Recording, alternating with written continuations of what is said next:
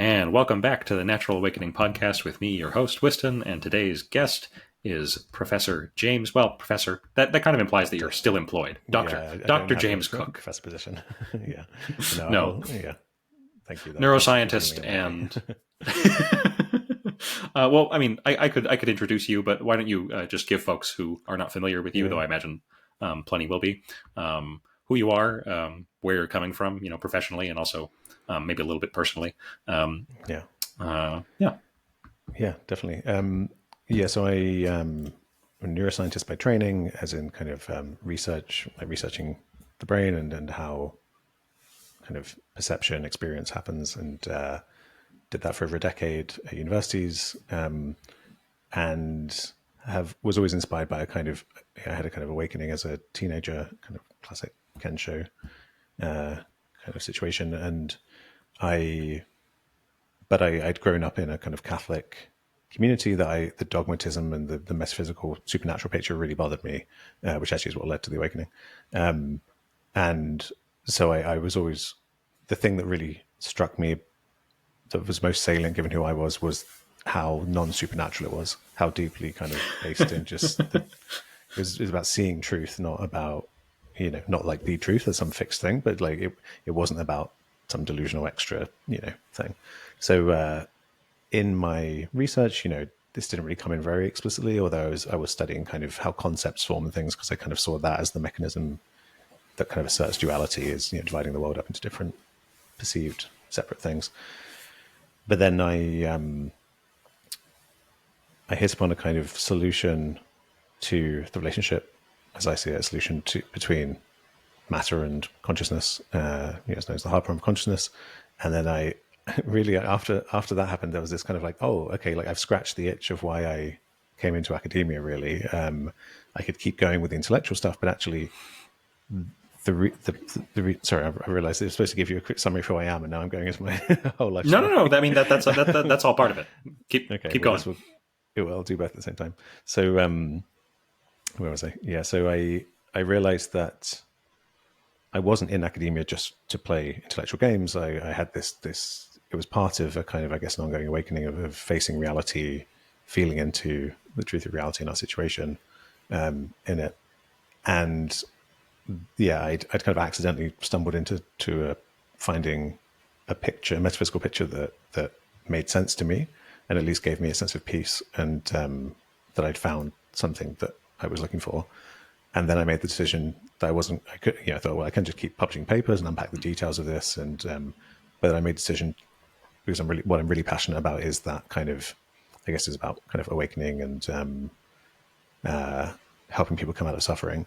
And so I thought, well, I'll move into kind of communication and, focus on teaching, kind of the experiential side of things, and using this metaphysical framework as hopefully a useful tool to help people soften into kind of surrender into reality. And I'm not offering that people have to. Again, I'm anti-dogma, so if it's useful to people, great. If it's not, then throw it away. But so where I'm at now is left academia a couple of years ago, and I'm building a retreat center in Portugal, which is where I'm based now. Should be open 2025 for retreats, and I'm about to launch in a few weeks. I have a website called innerspaceinstitute.org, and then through that there'll be a kind of like a meditation app in a website with the approach that I take to this stuff, which is very based in science. But yeah, that's very much the kind of practice side of things, which I've not been focusing as much because I have a podcast which is unpacking the many aspects of this kind of worldview. You can see it, from many sides, and so I've had the kind of good fortune to speak with many thinkers I respect and to give them space to kind of unpack for my audience their perspectives on different aspects of this kind of thing that's come together as this synthesis, which I'm now publishing as a book called Dawn of Mind, which is out in December 2024. And yeah, that unpacks this theory of consciousness, which is really fundamentally arguing that we've taken a wrong turn in thinking that consciousness has to be something, that the kind of prototypical example of consciousness is human consciousness and the human brain, and that it's humans centered, and the other things are conscious if they're kind of sufficiently similar to us. Like that's the way we typically think about it. And And what I think the actual situation is that consciousness didn't come into existence with brains or even nervous systems, but I think it came into existence with life, with being a kind of embodied feeling thing that feels its way through the world. So this is more of an emergent view. You're not taking something like panpsychism or metaphysical idealism. Right. So yeah, I was about to say that, yeah, but I'm not, so I do say, like, the point of the book is really to make this claim of what's called biopsychism, that life and consciousness kind of go together. And in arguing that you get into a whole bunch of problems if you try to restrict it within life to creatures like us with nervous systems. So I'm really focusing on fighting that battle. But I do make it clear in the book, I do dismiss, I go through kind of idealism and panpsychism, and I do say why I don't ascribe to them. But I do leave a question mark, like an openness to how you interpret this, because I really see it as a kind of synthesis of panpsychism, idealism, physicalism, because they're all lenses, they're all ways of looking at the true non-conceptual ground of reality, which doesn't have a name, doesn't have labels.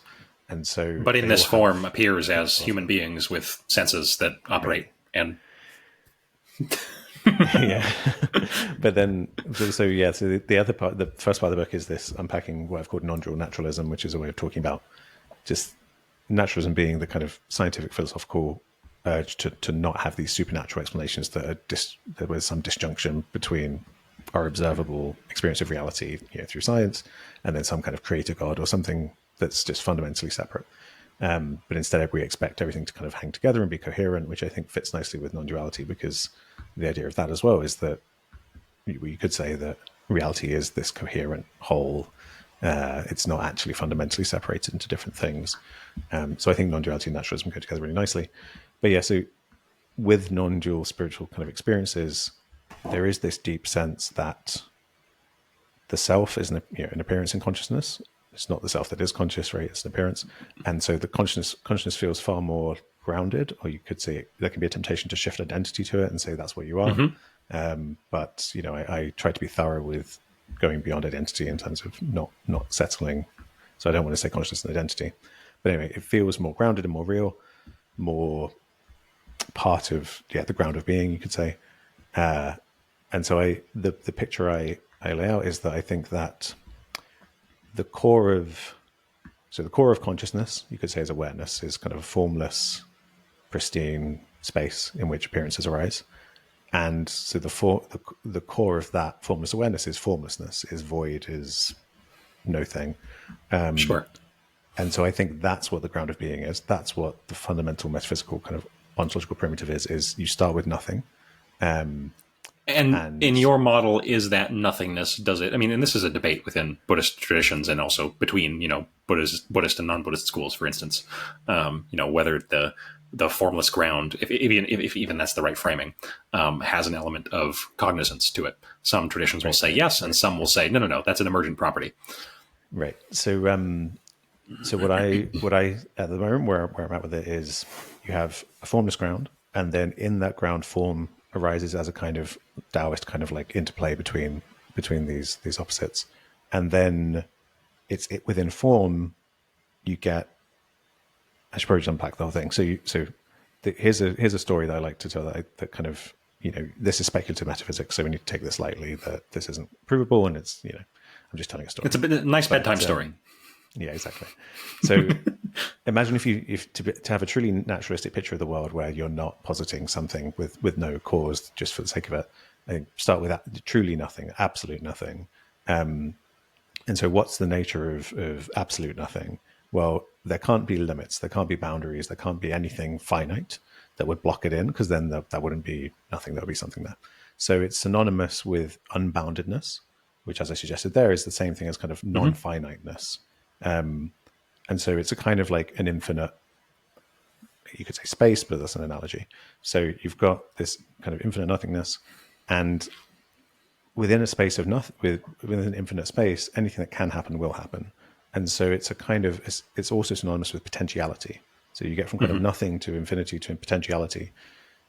And so, okay, you've got this potentiality. And then what kinds of things could happen within this ground of nothingness? Well, you couldn't just have something solid, stable, permanent that lasts forever. That just wouldn't, again, make sense. But you could perhaps have events, occurrences, fluctuations that are impermanent, that arise and pass away continually. And so that's where I think you get form. And we see this marrying up with physics, where Carlo Rovelli, the physicist, published a book a couple of years ago now, maybe last year, called Helgoland, where he very worth reading. I recommend anyone in the audience go read it. It's a great book. So yeah, he's suggesting. I mean, it has been suggested. I think basically the same thing by people like Fritjof Capra, who were basically ostracized in some sense from mainstream science for being too spiritual. But he's basically restating this relational view of quantum mechanics, of kind of fundamental physics, of saying that actually there aren't separate things. There's only the whole interacting with itself, so relating to itself, interdependence. Indra's net is a good metaphor that crops up. So he says in the book how again and again in talks people were like, have you read Nagarjuna or Nagarjuna? I don't know which way you say it. And he kept dismissing it. He's like, I don't want to read some Buddhist philosophy. and then eventually he reads it and he's like, holy crap, this guy's like came up with the same thing that I did. But he doesn't make the leap to, he kind of, almost the way that I read it, gives the impression that like, well, if you're going to read every philosopher of all time, one of them's going to get lucky with a random guess, rather than reckoning with the kind of the no. This comes out of phenomenological and exactly deep, like both the scriptural tradition, but that in itself is based within the Buddhist tradition on like really deep yogic experience. Exactly right. So, like that's where that comes from. Yeah, in the book, in the Dawn of Mind, I'm kind of suggesting why it totally makes sense that phenomenology should be able to give you some insight into the nature of being. A la kind of Schopenhauer had this, this idea that we are the kind of window onto the thing in itself. So we are the thing in itself, expressing. Right.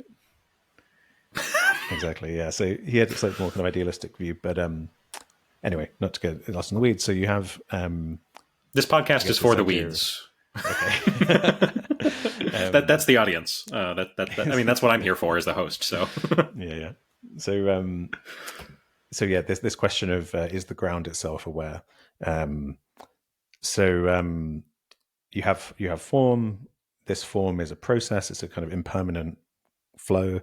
We can't really say flow because it's not really time, but let's just say it's like this process, this relational thing. Timeless flux, which doesn't really make sense in conventional terms, but right, that's a good way of saying it.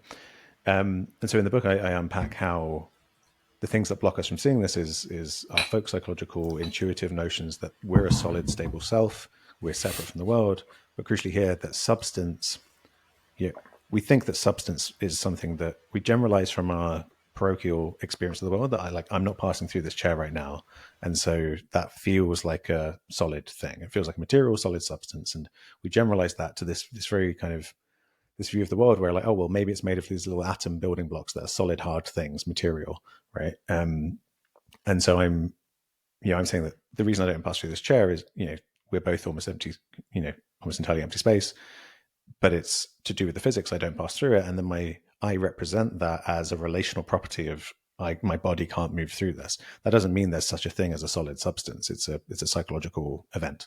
So this takes you into a kind of insubstantialism or immateriality, but I think it's important to differentiate between, people will then want to go, well, if matter's not a hard material thing, then I'll say reality is mind, because we really crave some solid substance. We don't. Well, if it's not matter, it must be mind. Yeah, because the ego doesn't like groundlessness. It doesn't like emptiness, really. It kind of wants to hold on to something. There's one philosopher's term, non-materialist physicalism. Physicalism as defined as, there's nothing exactly outside arguing for exactly. So to me, physicalism is the stuff or the aspect of reality that's studied by physicists. Is, you could say, experience depends on that. So if I ingest a psychedelic and the molecules impact my brain, and then the contents of my consciousness change, I think it makes sense that very, very normal, common sense, typical view we have that the mind depends on matter in that way. If you give me brain damage physically, because of the atoms of a hammer hitting the atoms of my brain, and then my consciousness changes, we have to reckon with that relationship, which a lot of idealists kind of don't, in my opinion, or the way they do are problematic. Oh, well, that's not the real mind. That's not the real consciousness. The real thing is this pristine, formless thing that is not affected Right. by any, perturbation of the brain meat. Well, okay, Right. how about propofol, But so that's the really good, the juicy stuff is when you get into the formlessness. So to close this whole loop, I think that so the I think that awareness, the what you could call an epistemic space, a space of knowing, or at least I think actually believing is a better term. Like the fact that we are capable of, you could say, simulating a world around us or conjuring this. You had something you wrote, you referred to it as a glassy simulacrum, which I really Yeah. liked. And it's that idea of a simulacrum. It's something conjured, basically, that is kind of ephemeral. So that's what we're doing with the contents of experience, is this kind of believing in this world that it doesn't actually exist the way it appears to me now. So I offer an account of why I think the physics of life entails that we do that all living things have to do that, basically in order to survive. If you can't survive just on reflex. It's actually really simple. Like if you asked a kid, why does a bird see? It would probably give a simple answer, well, so it can eat worms, so it doesn't get eaten by something else. But what the kid's really saying is, so it can survive, so it can keep doing the stuff Yeah. that it does to survive. And I think that that's basically true. And then people want to say, well, but surely that's just a series of mechanical events inside the organism. I can unpack in more detail why I think that is consciousness. But also an important aspect of that is that I don't reify consciousness or even awareness into a solid thing. I think they are also empty in Sure. the sense that they arise, they dependently arise with the rest of existence. So I think for us, awareness is a kind of a point of contact between organism and environment. So I think when I die, the soup of chemicals here that doesn't have an inside and outside functionally in the way that defines life, then I don't think there's any reason to there be awareness there. Now, the caveat is the best formulation of these kinds of dynamics I'm describing is something called the free energy principle, which was initially Carl Friston. developed to right. So that was initially developed, well, first to explain predictive coding in the brain. Then he came in a different direction and showed you can get to the same insight through understanding self-organizing dynamics of living things. And then he kind of went on to kind of show that actually this is a kind of he had a paper very recently in a physics journal called where it was about it being a theory of everything, even particles of kind of in physics and stuff like that. And there are differences, but this kind of statistical model way of looking at interacting things that kind of demarcate themselves as separate from other things is extremely you can apply it very widely. So you want to apply it to a black hole or anything that can be statistically differentiated from its surroundings over time. So when you get into that, that's when I put a question mark and I say I make an argument in the book that's very kind of pragmatic that look, I'm here having experience as a living thing. Like all of my experiences seem to be scaffolded on my being a living thing. I feel certain ways about food and drink and sex and all this procreation, like all this biological based stuff. And so and a lot of that actually, I don't think you can generalize it to say a rock, because I don't think a rock is an organized whole in this way that life is. So there's a popular theory of consciousness called integrated information theory, which basically amounts to saying the extent to which a system is holistically integrated is what makes it conscious. I don't think that's true, but I've kind of brought it in to say, I mean, well, under that theory, a silicon board could at some point be conscious. Yeah. Right. But that thingness, the ability to say that is an integrated whole, I think that might be relevant to say that if you want to say that actually only living things are aware, I think you might bring in that, which is what I do in the book, and say that is at least a prerequisite to be a thing that can be conscious. I don't think things really exist that are truly separate, but you're functioning as something that's kind of relatively defined from your environment. I don't think you can point to a river and say, is that thing conscious? Because a river, where you're drawing the boundaries, it doesn't itself assert any boundaries. So that's why I don't go into idealism and panpsychism as my stance. However, because basically you can't say there are things there in the same way that you can at least make a kind of version of that claim for life. But And where do you draw that boundary? Because this is an issue, like a demarcation or a boundary problem. Where is the boundary there between inside the skull and outside? How does consciousness maintain or form a boundary to begin with? Yeah, so that's the cool thing with the free energy principle is you it describes it describes kind of self-organization. You can look at it through these two lenses. Basically, you can say the maintenance, the kind of information processing dynamics that maintain a boundary. Well, the information processing dynamics bring into existence the body, basically. Or you could say being a body brings into existence these. They're just two sides of the same coin. They're two different lenses: physical organization and information processing. I'd like to unpack that a bit more, but I just want to make sure I close the gap on what we were saying about possibility of panpsychism and idealism. There's a guy called John Campbell who's written a lot about universal Darwinism. It is kind of selection algorithms, apply at all levels, which I think similarly. And he ends up it's basically saying that free energy principle really captures this, that when you really boil it down, most complex forms, emergent forms in existence, perhaps all, are inferential processes that are things that become like models fitting into a niche. So like evolution it's like a variation and select algorithm that fits organisms to their niche, like a giraffe having a long neck, right, for eating leaves. But the same thing's true for our minds. We become consciousness kind of arises through this kind of selection algorithm of survival that keeps us coupled to our environment, keeps us kind of engaging with it in this kind of informational loop. And so in that picture, you go down to physics as well, and you've got similar dynamics playing out. So that's where I'm like, so I think he had a book called The Knowing Universe. And so that phrase captures where I put the question mark in terms of like, I've opened a door here to say, look, get rid of thinking about brains bringing consciousness into existence. Sure, they're part of this loop in us, and they're very important in us for this loop, but it doesn't mean that they were the first, that they're the be-all and end-all. They're a part of the process. So if I can convince people of that, then the question is, well, okay, well, is it actually a knowing universe where perhaps the whole or perhaps certain dynamics within it, or maybe like have this aspect of this epistemic space we're calling awareness or consciousness, and then perhaps if you go all the way down, all forms, it is like a panpsychic vision where the flip side of being a materially organized thing is to have this kind of information processing type epistemic behavior where you believe things about the world about you, which brings us back to what we were going to get into next, which is unpacking that, what we were saying about boundaries and information and organization.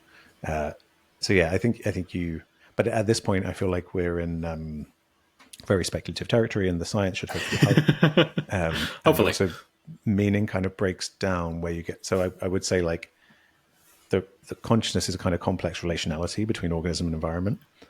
And physics is relationality. So you could say physics is proto-consciousness but we're just playing with the words here because we're saying physics. It's certainly not consciousness in anything like the form that we like. It's not experiential, but it's the thing that is continuous with consciousness in its form. Sure. So it's like, but then you're like, well, is it experiential? And then you get, well, what? I mean, it sounds crazy because once you're familiar with this kind of stuff, there can be a period where you really feel like awareness is just the most rock solid thing in existence, and you really reify it. And I mean, it's kind of you reify it as a kind of ultimate ground and identity, right? And that's a stage, right. But it can. I don't know where I was going. I think just that it can feel like the. I understand why people generalize that to, right. That's what I was going to say. So that the relationality of matter feels like if you want to project that experiential quality onto it, but when you feel that the experience is something you really know what that awareness is, but actually when you spend enough time with it and it starts to feel empty itself, then you're like, well, what am I even saying? What does it even mean to say that an atom is aware when I can't even really find awareness? Like after years and years of thinking, awareness can find itself. Why are there fireworks? There are fireworks. I have no idea. Well, I have no idea. I have never seen that before. I don't know if that's the recording software or if that's going to show up in the video, but okay. Yeah, I wouldn't be surprised. Something I did with my hands. I don't think that happen again. I don't know. I've never seen that happen before. Can you release an audio version of this? Because if you do, fireworks went off in my background. Yeah. I mean, video and audio. So yeah. Anyway, I'll ramble now if I keep going. Yeah, I mean, we've covered a lot in some depth already. I'm just going to briefly look over. You gave me kind of a precis, if that's how you pronounce that word, Right. of the book. Yeah, I think I might have blitzed through a lot of it. Yeah, you did. I start with the kind of folk psychological notion stuff, and then metaphysics. Yeah. Rejecting Buddhist idealism. I want to stand up for my Buddhist friends. You know, I am a Buddhist myself. You know, we're not all idealists, I'll have you know.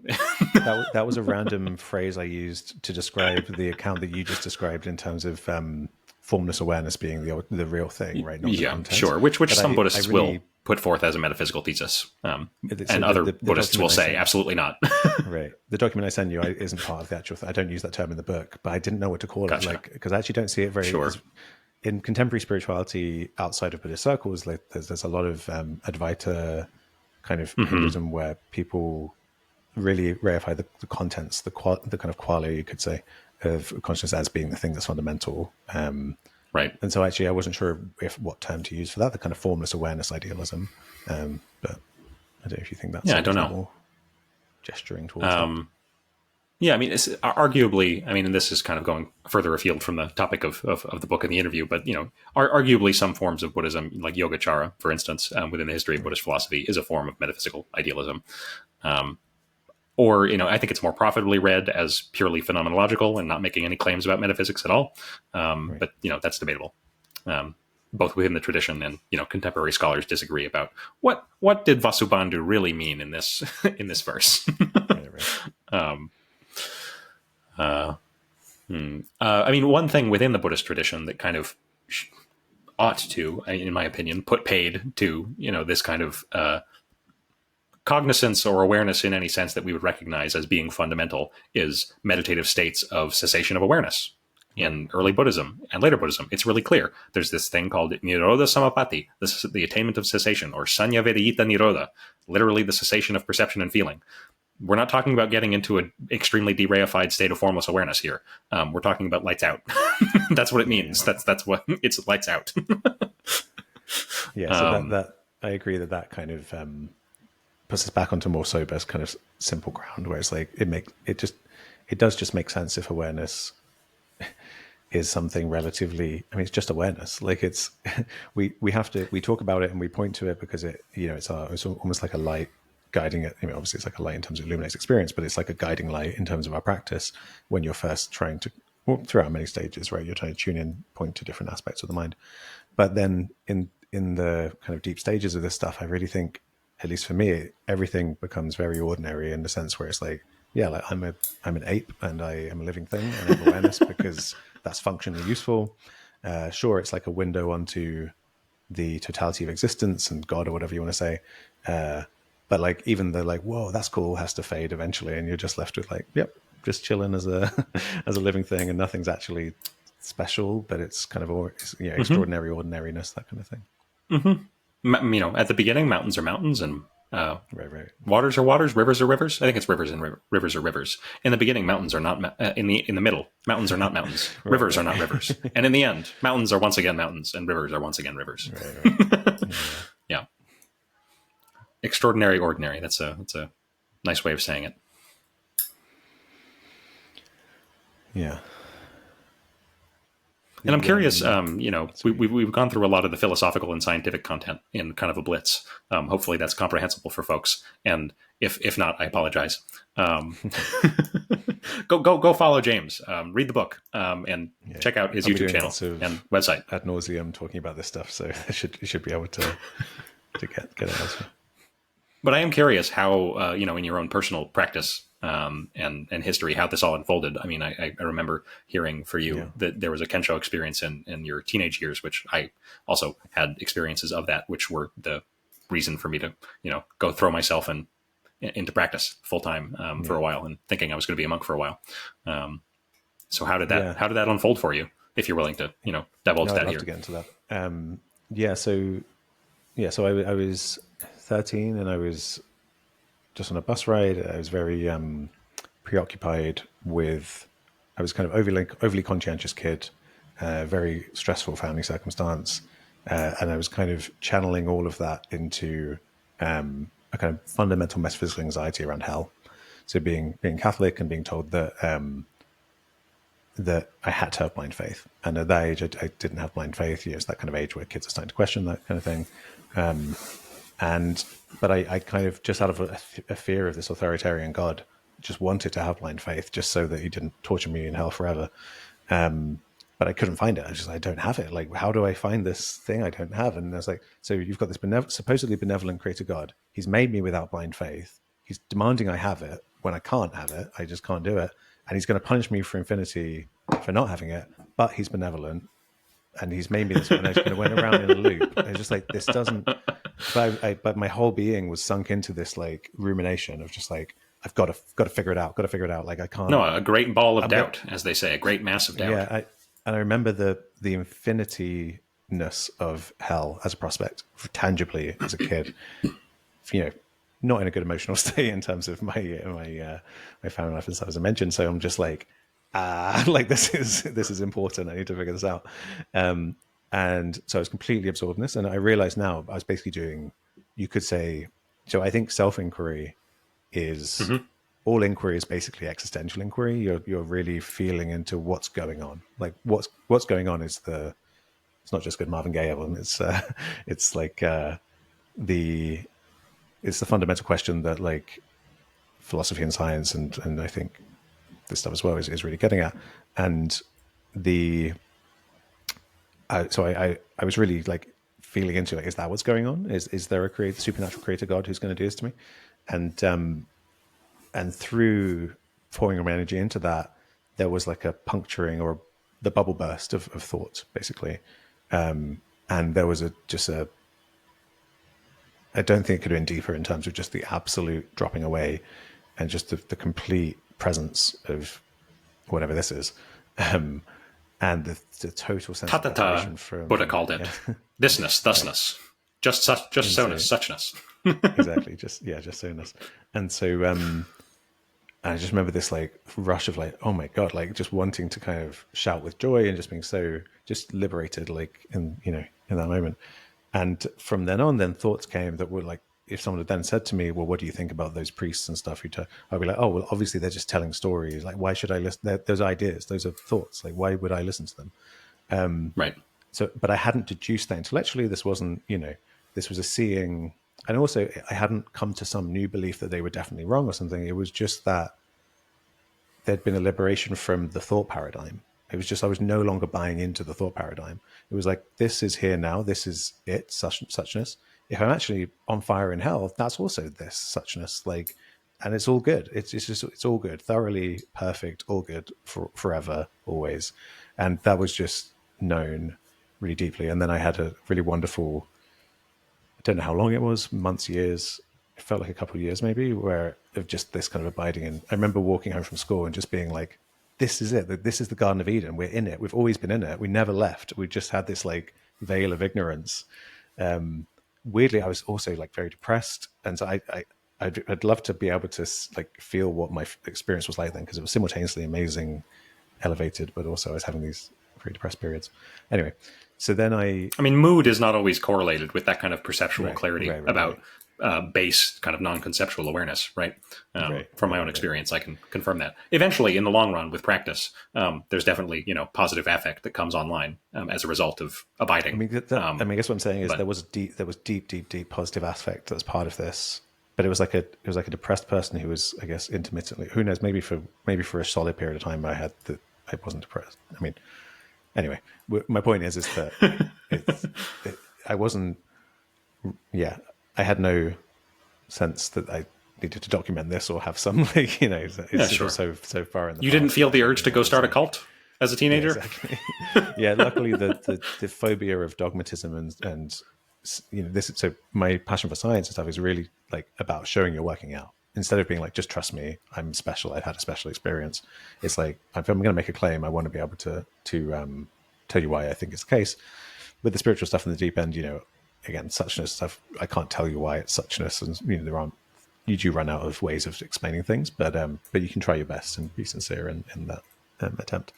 So so then as often happens with that kind of initial awakening, it feels so complete. It feels like there's nothing more to get, and it feels like you've truly got it, and you kind of have, really, in a sense. But it's also true that the ego can fixate on that as a way to avoid going into difficult emotional stuff that's necessary to integrate it.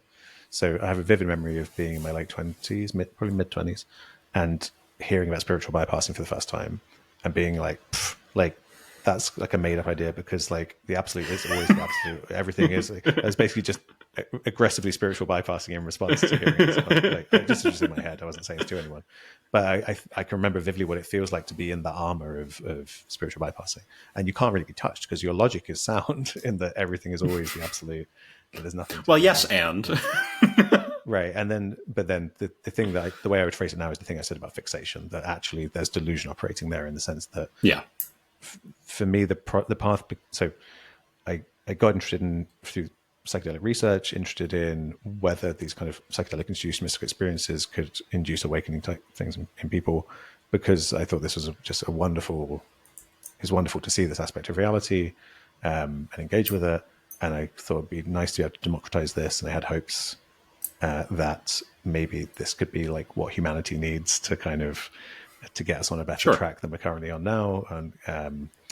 And that hope of like changing the world and stuff faded a lot over time. And my hopes now are more just if one individual can suffer a little bit less because if I'm sharing this stuff, that's my hopes now. But yeah, so I tried kind of high dose psychedelics myself to see if it was similar, very similar, but obviously also different phenomenology. Sure. And then it really unlocked emotion for me. Basically, I always thought of myself as like a sensitive, like someone who's capable of, open to my feelings, or didn't have like a kind of toxic machismo vibe or anything. But I came to realize how deeply emotionally locked up I was, and I had extreme somatic tension. And so embodiment, I didn't really understand embodiment before that. I remember as a psychology undergrad learning about William James's theory that emotions are first kind of physiological patterns that arise in the body, then the brain makes sense of them and interprets them. And to me, I was just like, well, he's just made that up. Like emotions happen here, thoughts. Like emotion, like he's just. You may as well say emotions are in your elbow or something. Like it's why is he just making stuff up? So I felt so mental. Like to me now, it's like when people talk about mental health, from the paradigm of identifying with thought. To me, it's like, why aren't we talking about emotional health? Like embodied emotional health is what we should be talking about. Yeah. But when you're in that paradigm, it just doesn't. Yeah. Anyway, so that kind of allowed me to go into that stuff, and I discovered that there was a lot of trauma that I really had to spend years working through. And then I thought they were separate projects for a while. I thought I was just okay. I've discovered that I have kind of repressed trauma, and I'm doing kind of self-guided intentional psychedelic sessions to process this. And I have the awakening stuff. The awakening's always been this same absolute thing. Like I wasn't really expecting them to converge. Then they basically did converge, and suddenly the last psychedelic trip I've ever done so far, a few years ago, I didn't realize it was the last one at the time, but I was doing 5-MeO-DMT therapeutically because I found it kind of allowed me to unlock this bodily tension, and this tension in my sternum like dropped. And for the next year, I guess it was like a dark night of the soul. It was like so I started really getting to Adyashanti's work because he's got a book called The End of Your World. This kind of the bits of the path that people don't like to talk about as much, where basically you're integrating the realization to a point where it's like, oh, like existence is ripping me apart. Like all of my attachments. So he talks about waking up in the head, the heart, and the gut, and this was the gut. This was everything I didn't want to feel. Sure. But beyond the autobiographical, just really fundamental, visceral. Like bodily fear of death, pain, rejection, all of these things control, that just have shame, to. Fear of like orientation in space, even the urge to take the next breath, all of that. That was a big thing for me, the breath thing. Yeah, so like, and you're in it. There's no way to like. You're just it's just happening to you. And I said to my wife at one point, I was like, it's like I'm excreting myself. Like through all of like, and I was like, does that make sense? She's like, no, I don't know what you're talking about. So maybe that's not the best. I was just like, oh my God, it was like, it makes perfect sense to me. Body. It's like, yeah, but I guess it's like you're deepening into authenticity is the way I thought about it. Is like with non-dual realization, like you notice the authentic nature of consciousness, which is that it's non-dual. It's just, the appearances are what they are. And then this is like, okay, well, what's the authentic nature of my embodied lived experience as a feeling, emotional creature? And so you go into that fundamental flavor of resistance of like no to life, no to this, which is that through the whole body. Right. Oh, absolutely. Like, and in my case, it was really strong tension. And then, then thankfully, like the huge mass of that stuff that felt like it was it was like going through a tunnel of, like trying to escape through a sewer or something, like just really wanting to get out of it. But then the wanting to get out of it is the thing you also have to process, because it's about equanimity and not resisting. You're like resisting the processing your resistance anyway. So thankfully that clarified into just kind of kind of more abiding non-dual experience. And there's still, it's like, it almost feels like two paradigms at the moment, where there are periods of non-dual clarity, and then there are periods it's like the self energy just kind of rises up for a little bit, but it's seen and then it relaxes, and so moving into that more kind of self-liberating space where there's like suffering a bit, and then it's like releasing. So yeah, my plan at this point is just keep going with that kind of experiential opening, oriented to authenticity. But yeah, it's a wild ride when you get into that stuff. Yeah, I mean, it's interesting for me, with my background in a couple of different Buddhist practice lineages, where all of this stuff is kind of programmatically laid out with sequences and stages and specific practices, to hear sometimes in, like shocking, like almost identical detail. I'm not the similar kinds of processes unfolding. But I remember reading in Daniel Ingram's stuff about working with like disgust and stuff like that, which in most of the Buddhist stuff I'd seen, I didn't see much focus on emotional, embodied, and this kind of really raw processing stuff. So yeah, I was interested to see that. You'll find it more in Zen, not so much in the koan literature, although that definitely deals with it, if indirectly. More so in like oral instruction in Zen, but you'll find a lot of exactly kind of the stuff you're describing, kind of subtle, energetic clinging, tanha, thirst, clinging that's in the body. You'll find a lot of that more, explicitly discussed, again, within a certain paradigm, within tantric literature, and also in Dzogchen, the Great Perfection. Right. They have very, very detailed maps and practices for accelerating the release of all of that. Yeah. I thought they'd have more of it probably in the Vajrayana stuff, given, like, to my mind, like shamanism and stuff like that really gets at this stuff well, and then I think they have more of that food bond, right? They have this like integration of that aspect of things. It's in Theravada too. I don't want to leave out my Theravadan friends, and I've done plenty of Theravadan practice. For them, it happens more through the progressive sequence of absorbed states known as the jhanas, and progressing very, very deeply through those. That's how you kind of release all of that embodied tension that way, but also through the process of deconstructive insight meditation. It's both, but right. Yeah, and something that was also useful was at certain points where so like when you're like, there's a certain kind of self-liberating thing that happens with phenomena as you're doing the kind of absorption, and you can imagine you're kind of chipping away at these things kind of slowly without going deep into them. But I found that there were certain points where focusing on a specific belief that I was attached to, a really juicy belief, like something I started playing around with was just the belief that I have a life, that like there is because I knew that, I kind of knew like, okay, there isn't a self, right? So if I was like, okay, there isn't a self, there is no James, that didn't land in the same way. But actually the subtle sense of self was attached to the kind of, it's like whispering the James Pub. It's like James's life. Like there is something there that I'm invested in. There's a narrative arc.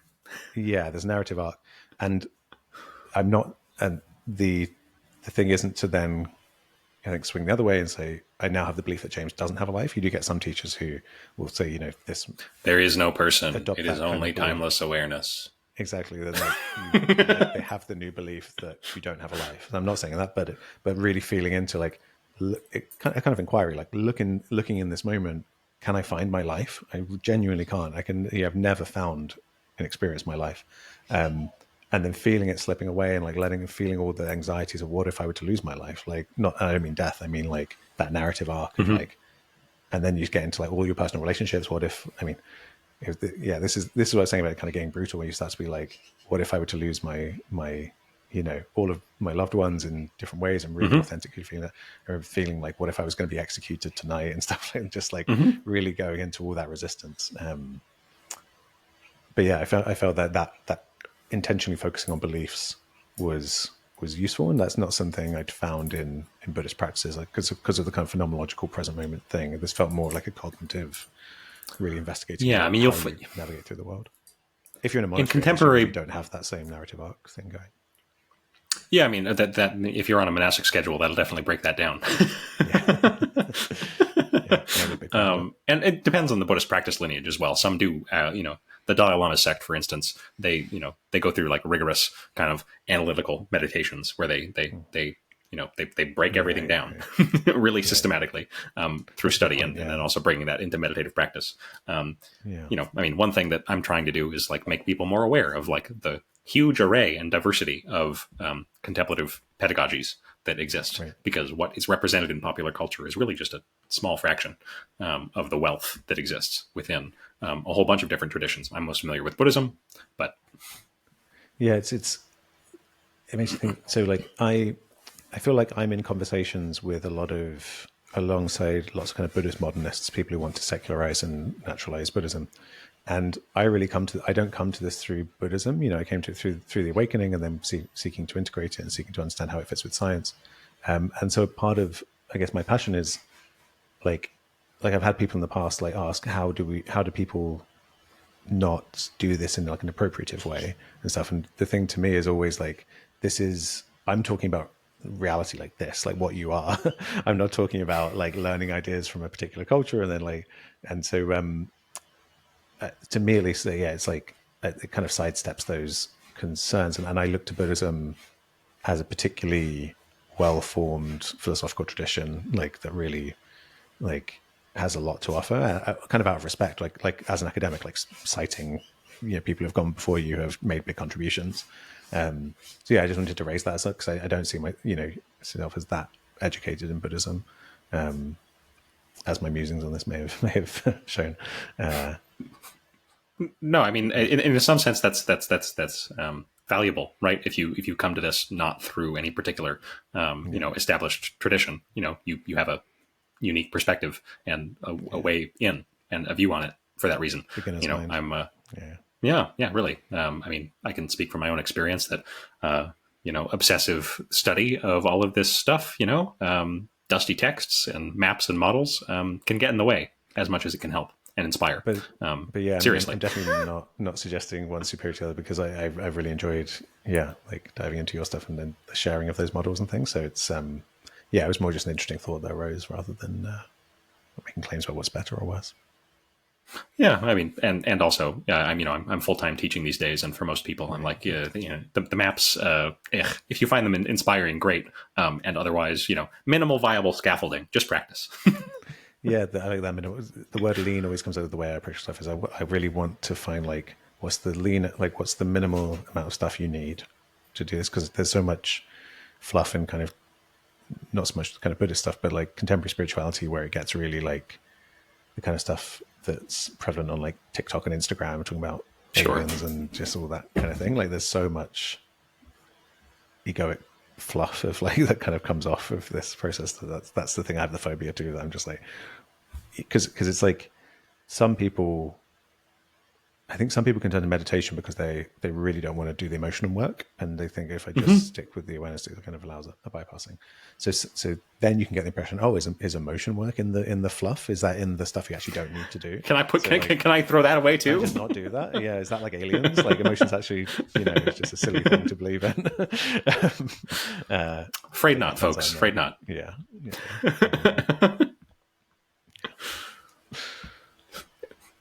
Yeah. Well, is there anything that we did not cover that you would like to in, a little. We usually go about an hour, so. Yeah, I think we've covered stuff well.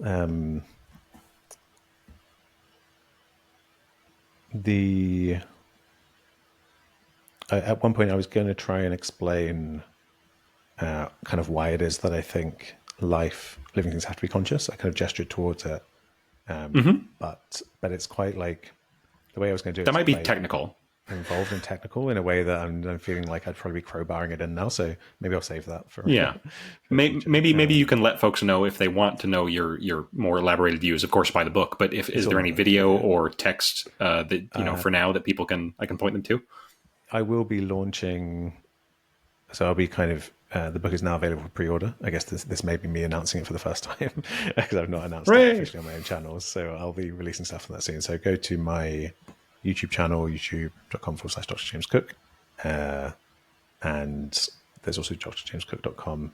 But I'm at Dr. James Cooke on all my social media channels, Twitter and so yeah, just following that is where you'll see me sharing everything. I'm sure there'll be lots of promotional stuff over the coming months. So lots of chances to see if I'm, talking nonsense or not. Well, you made perfect sense to me. Well, some of the scientific detail I'm only familiar with in broad strokes, but all made sense to me. But we'll let the audience decide whether it made sense to them. Yeah. Okay. Yeah. Well, thank you everybody for tuning in, listening. I hope the conversation was useful to you. I certainly enjoyed it. James, is there anything you'd like to send people off with? Just thank you to everyone for listening, and thank you to you. This has been really enjoyable. Okay, great. Take care, folks. Bye-bye.